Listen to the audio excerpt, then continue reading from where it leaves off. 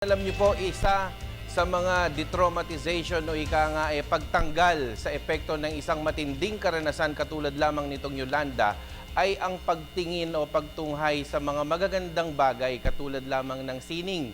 Kaya yung nakita niyo po kanina, yung jewels ay isa pong paraan yan nitong ating mga young artists na makatulong din sa detraumatization nitong biktima ng Yolanda. Meron pa po silang yun, itong limang dipang tao ni Ryan Cayabyab yata ito at isang choreography po ng mga fourth-year students ng PHSA o Philippine High School for the Arts.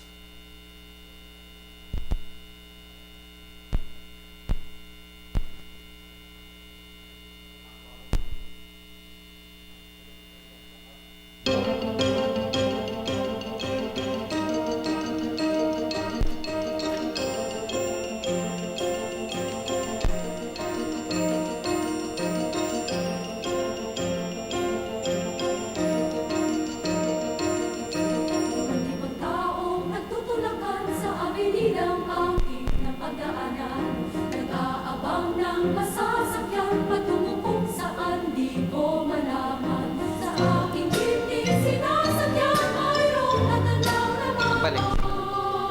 Sila na. Sa dinami-daming nagdaraan, ikaw pa ang nakita. Ikaw pa ang nakita. Sa dalaga. Parang mama, dito na lang.